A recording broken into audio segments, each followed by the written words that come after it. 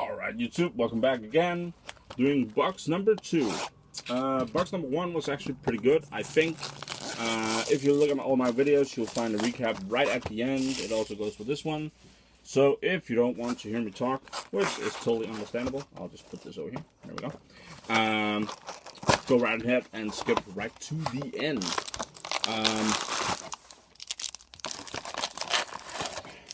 First box had some great hits, so definitely worth checking out. There's no secret treasures or expeditions or any of that sort of thing in this set. So what we're going for is just good old plain value. Going left to right this time and starting out with a good old Jace booster. So let's see. The first card is a Devil's Playground, which it obviously won't focus on because it's shit. So that makes sense. And the flip card, just to check it out, is a Convicted Killer, which we can't really do much about. Gonna put this over here, gonna put this over here.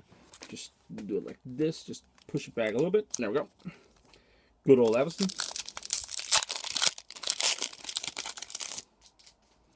Alright.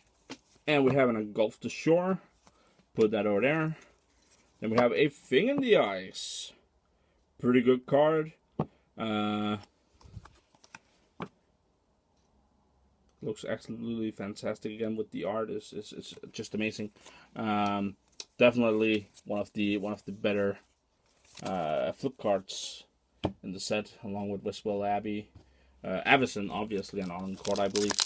And there's cards like Hammer Militia Captain, which is not bad by any sense. It's just not worth anything really. Then we have a foil Avison's Judgment, which is the foil rare of the box. The most exciting rare to get. More exciting than a Samuel's Journal, though, I think. Then we have a Daring Sleuth as the flip card. As I mentioned in my earlier video, I'm actually only operating on a few hours of sleep, so if I make a mistake or if I sound delusional, that's why. And then we have a Gerald's Masterpiece, which is one of the mythics you really don't want to see. So, but that's why it's nice that you actually have a chance to get, bonus mythics because of the flip cards, which can be mythic. So, hope is not lost yet. Silver Partisan, again, talked about it earlier, decent card. Then we have a Town Gossipmonger. Just recap for myself real quick. I'm kind of just organizing this box a little bit. I didn't organize the first one, which made it so that it ran 18 minutes. Then we got a Cigata here in Grace. A really good card, in my opinion. White Green Human is a thing. She gives all your humans hexproof. She's a $4 card right now, which I believe is an absolute steal. So I would definitely recommend picking a few of these up, just because it's gonna see play. It's a flying 4/5 to 5, which in itself is decent. Then you have the fact that both you and humans you control gain hexproof. So not herself. Aim high. Wow. Harness the Storm. And Gatstaff Arsonist was the flip card. Definitely for $4 for Scott, I believe is a steal. At least for standard. She's probably not good enough for anyone else right now. Then we have a Forsaken Sanctuary. Again, with the art is absolutely fantastic, and the foiling on this thing is beautiful. You can't really, it's hard to tell through a screen. I've watched a lot of box openings lately, and it's hard to tell how it looks. Deathcap Cultivator, definitely a good card. Will see play, I believe, in some ramp strategies. He's kind of fighting over the same spot as the Sylvan Advocate right now. Markov Dread Knight, which is crap. And Village Messenger. But yeah, Deathcap Cultivator is fighting over the same spot as Sylvan Advocate, and I kind of like both. I mean, Deathcap Cultivator obviously adds more to your ramping strategy. Olivia, Mobilize for War. A card that I personally love. I play Yund in Modern. It's my main deck, and I definitely I'm not gonna be playing this card, but you know, Olivia is very close to my heart. It's an absolute fan favorite of mine.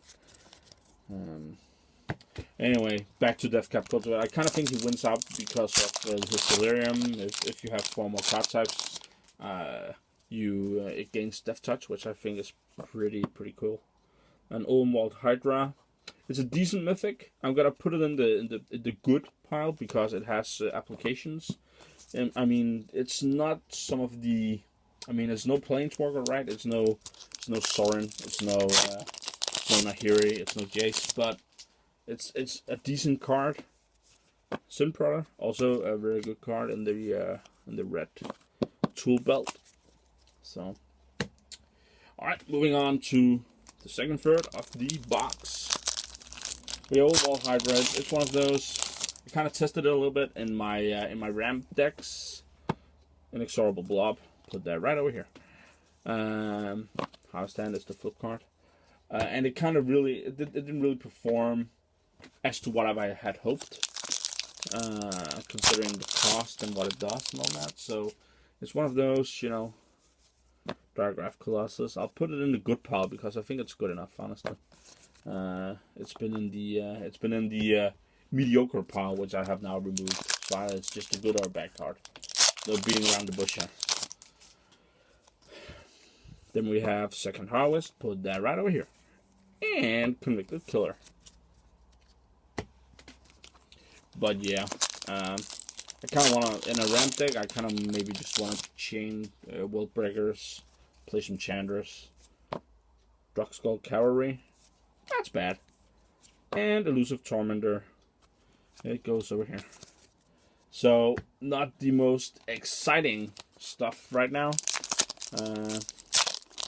We've gotten a few good cards. We've got the Thing in the Ice, which is nice. Thing in the Ice, which is nice. Odric, Lunarch Marshal. I'm going to put him in the bad part just because I don't think he's good enough. I mean, I definitely like him. I like everything about it. And also, look at him. It's Josh fucking Clooney. So, I mean, it's just one of those cards where, you know, the downside I think is bigger than the upside. Corrupted Gravestone, one of the, if not the worst card in the set, in my opinion. Enters the battlefield tapped. It's just not good enough. And Gagstaff Arsonists.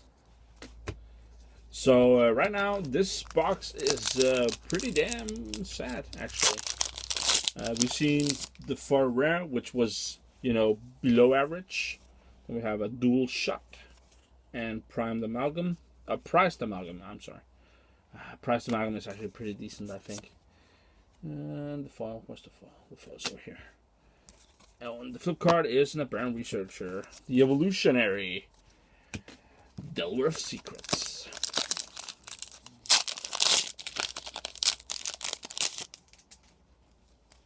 Alright. Fall Mountain. And look at the art. It's pimpin'. It's pretty decent. Triskaidekaphobia. I believe one of the most, you know, flavor-heavy cards in this set. It's not a good card though, but it's got all the flavor, all of the flavor right in the face. All right, so we started out kind of strong with box 1, I think, and then a Silent Visitor. I'm gonna put it in the good pile because it's, you know, if you play, Gaia Reach Bandit, rare.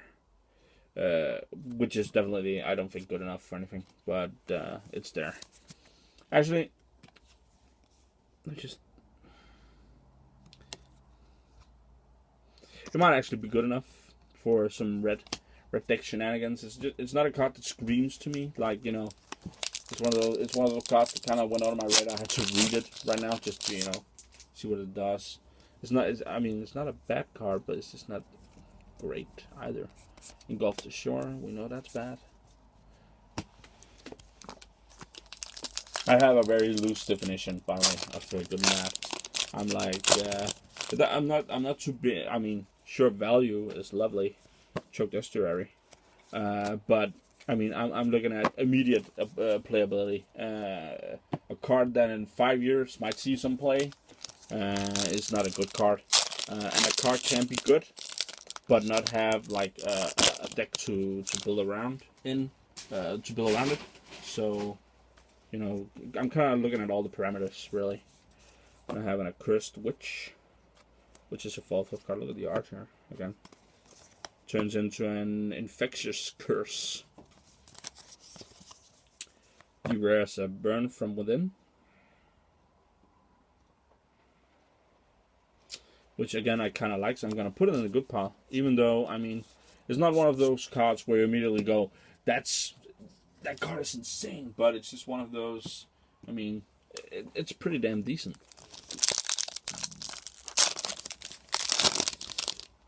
Primarily because, you can also burn out a player. Angel of Deliverance, we'll put that over here in the bad pile. And the Vespil Abbey. Damn. Getting a lot of these guys. Not complaining, by the way. I'm just saying, getting a lot, and I like it. It's a really valuable card right now, and it's also an exceptional card. It's unlike, I think, anything we've really seen before. So, Sigara, Heron's Grace. Another one. I think it's the second one of this box, maybe. And Piers of Angle. We'll actually have to check. I'll do a quick recap on the number of mythics as well, because that's actually kind of interesting to note. We had a flip mythic in the last box. Always Watching, a card that I actually need for my deck, and a card that's really good. Also, this is in testing and stuff. It's so powerful. I mean, it might turn out that if the format turns out to be super aggressive, which I don't think it will be. I mean, it'll be aggressive here in the first few weeks because it's standard and it always is. It's what people can win with Port Town. That sounded wrong. It's a fairly safe bet to go at the aggressive route because there's you don't give people the time to elaborate on their game plan. So Harness the Storm with a lot of new people will be probably too aggressive on their mana, too aggressively curved out, or maybe too greedily curved out. So you get a lot of if you just play an aggressive deck, you'll put yourself in a good position just for the first few weeks until the meta kind of settles in. So definitely Vampire Noble. Traverse the Ulvenwald. Very nice. Looking for these. It's a 1-mana sorcery. Searches your library for basic land cards. Reveal it and put it into your hand and then shuffle your library. But if you have Delirium, which is if there's 4 more card types among cards in your graveyard, 3 revisions, then you get to search for either a creature or a land, which is pretty damn nifty. And that last paraphrase might make it good enough for Modern. We'll see. Griff Spoon. Not sure. Yeah, okay. Silver Partisan. And it goes there. I don't know. Oh, it's a fun. Goes over there. Alright. We have 4 more packs. And I'm already at 14 minutes again. So, I mean, I guess this just takes a little longer. Maybe it's because of the flip cards. Fuck Kid Rock Monster. Damn. This box is redeeming itself. That is absolutely awesome. This card is fantastic. With everything from just the art to what it does. I'm going to go with this card real quick. And Kid Rock Monster costs 5. It's a 6/6 Death Touch. At the beginning of your upkeep, sacrifice the Gura monster unless you sacrifice a land. You may play an additional land of each of your turns. Whenever 1 or more land cards are put into your graveyard from anywhere, draw a card. If a land card is put into your graveyard from anywhere. Fortified Village is the rare, but also a good card. And Gesta Faustnest is the flip. And it's the anywhere. I mean, the Kid Rock Monster is good, but the fact that it's from anywhere is pretty damn cool. Shenanigans is gonna ensue. Titus Tracker. I am gonna put this in the good part. I really like this card. I think it's very undervalued right now. And a Hammer Militia Captain, which I need for my deck, and it's good. So I'll put it in the good part as well. And again, my good part is not just, you know, it's a $10 rare, yay! It's, you know, cards that I deem will see play prominently in Standard. Some will probably splash a little bit over to Modern, but it won't be a lot of them. Forgotten Creation definitely won't splash anything anywhere. Oh, let's just, what we got? Uninvited Geist. Need to remember to check those flip cards. And the last pack has a good old Decoration Stone. Nice. Premium removal. Hinterland Logger is the flip card. Alright, so I'm just going to go over the good stuff real quick, and then we'll just do a mythic count. So, Thing in the Ice. Really, really nice card. Decoration Stone. Hammer Militia Captain. Titus Tracker. Fortified Village. The Gidron Monster. Silver Partisan, which is, I mean, this is very on the verge. I don't think it's actually a good card, but we'll see. Terrestrial Overwald, Port Town, Always Watching, Cicada Huron's Grace, Westwell Abbey, Burn from Within, Choked Estuary, Silent Visitor, Prized Amalgam, Diagraph Colossus, Simp Brother, Overwald Hydra, Olivia Mobilized for War, Deathcap Cultivator, and Cicada Huron's Grace. So that's 4 mythics in this pile. I'm pretty sure I also got a bad mythic somewhere. Just have a quick look here. Also, feel free to, you know, if you disagree, there's a Gerald's Masterpiece. I also put a Silver Partisan in the bad pile, so it kind of evens out. So that's 5 mythics and the 4 mythics, and then the 4 rare was an Avacyn's Judgment. Alright, 17 minutes. 1 minute faster than the last one. Thanks for watching, guys. Cheers. Bye.